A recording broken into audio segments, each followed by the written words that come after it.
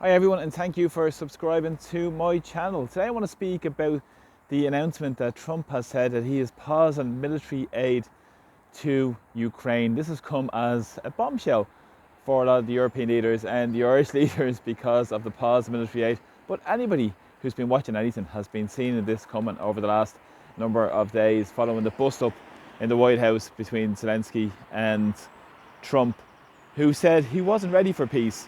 Then subsequent to that, we saw the meeting in London on Sunday between Starmer of the UK, along with his NATO allies, bar the United States, and obviously Canada were there as well as part of NATO. Zelensky was there also alongside these warmongers trying to push for more war and talking about their just and durable peace.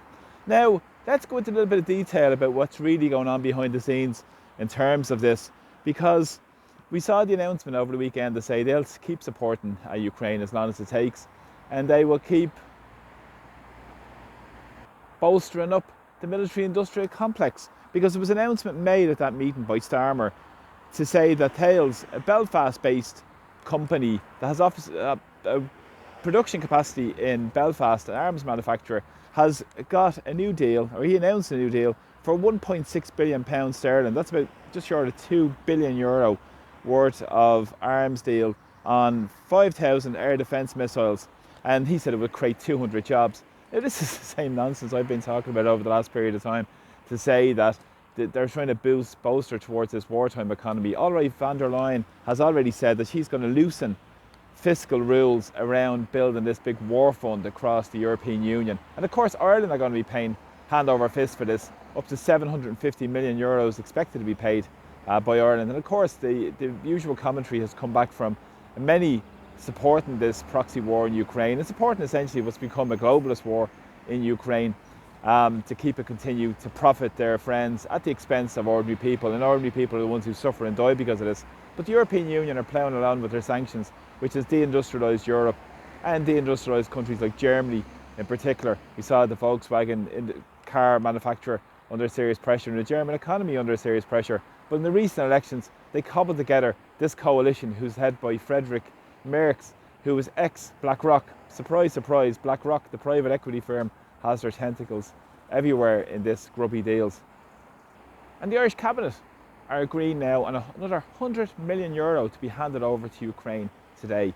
And of course, the Irish political response has been to double down on this war effort, because there is due to be a European Council Ministers meeting this coming Thursday, and to talk about this and to try and push this war. So let's uncover some of really what's going on behind the scenes. And what's really important to note has been the push towards, they're talking about European Union security and pushing towards freezing Russian assets also as well. And what's really important with this is that Martin has said that this is a setback, and also Simon Harris has said that the announcement by Trump is really difficult for the European leaders who have been working hard on getting their arms deal over the last number of days, and to work towards this arms industry, which is benefiting from the proxy war in Ukraine and the military-industrial complex. And what's interesting with this deal was essentially around the minerals and resources. And Zelensky was supposed to go to Washington DC to sign this deal. Of course, he didn't sign it following the bust up in the White House. And he's refused to sign the deal on a number of occasions. And what's interesting with this is back in January the 17th, there was this deal signed, a 100-year partnership deal signed with Ukraine by, guess who? Keir Starmer, United Kingdom. And very interestingly enough, they're looking for maximum benefits for Ukrainian resources. Surprise, surprise. Now, a lot of the resources of Ukraine are in the eastern of Ukraine in terms of the Donbass region and all around that sort of region where the conflict and the front lines currently are at the moment. But we know as well that this has been always the agenda, to try and to work towards the globalist masters to profit from it. Biden already had set up a UK reconstruction fund for BlackRock, the private equity firms, of course, who own essentially nearly every company, them alongside State Street and Vanguard. And what's important as well is that back a number of months ago, just before the British budget, Larry Fink, the CEO of BlackRock, went and met Keir Starmer in Downing Street. This is the same time where a lot of public services are being decimated across England, across Scotland, across Wales and across Northern Ireland as well, because of the policies of Starmer's government. And of course, Starmer is being backed up, and his rise to power came from an Irishman, a guy called Morgan McSweeney, who's of the Fine Gael way of thinking. So, surprise, surprise, let's see how this corrupt system really works and how these politicians are elevated to these positions to work for their masters like BlackRock and the big corporations, much the same as we have Micheál Martin, who's doubling down on this war effort and trying to build us towards a bigger military-industrial complex and eroding our neutrality by eroding the triple lock and driving us towards a European army. And this has always been the agenda of these colonial masters. And of course, it's interesting because Ukraine also is pushing towards this digital transformation. WEF, here we go. This is the same country which they're telling us about freedom and democracy, which is complete and utter lies. It values democracy, freedom, absolute complete and utter lies. It's a complete sham, and anybody who's fallen for it really needs to wake up to what's going on. Fundamentally, we can see it here. You can see a number of the flags there are just here in down the road from actually where the Russian embassy isn't far away up this road.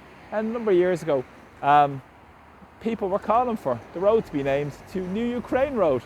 You couldn't make this up.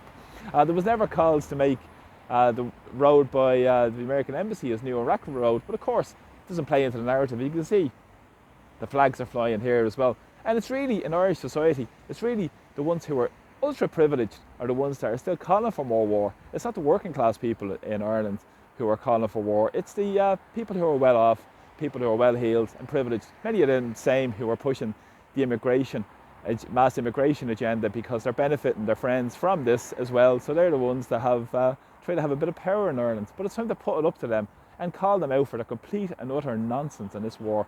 We should stop funding Ukraine. Ireland, the Irish government should stop funding Ukraine. People should get behind the calls and demands to stop funding. Follow me on X around that as well. And it's vital we build a people's-led movement, because Starmer said a number of days ago that he's looking to build this coalition of the willing. We should start a coalition of the unwilling and stand up for peace, Irish neutrality, Irish sovereignty and Irish democracy, because fundamentally the veil has been pulled from these globalist warmongers, much the same as we have with Micheál Martin and Simon Harris here, and the Lowry-led independents as well, who are signing off on this €100 million today. Absolutely disgusting, disgraceful. But this is what's going on in Irish society while people are suffering homelessness. 40 people died in the streets of Dublin last year. People are struggling without proper health care treatment. The crime crisis enveloping our capital, not to mention all the other issues in Irish society as well, because of the benefits of government policies which have facilitated so much inequality in society, where we have 2 billionaires with the same wealth as 50% of the population. But listen, these morons and really absolute lunatics at the top of society are driving everybody towards more war rather than pushing for peace, pushing for negotiating settlements, and stand up for Irish neutrality and stop giving more and more public money away to funnel into the hand of a money laundering machine in Ukraine, the likes of BlackRock and all the rest of it. So please wake up to what's going on, share my videos, and please subscribe to my channel. So thanks a lot for the support with my videos, really appreciate them. And from Dublin, Slán, take care.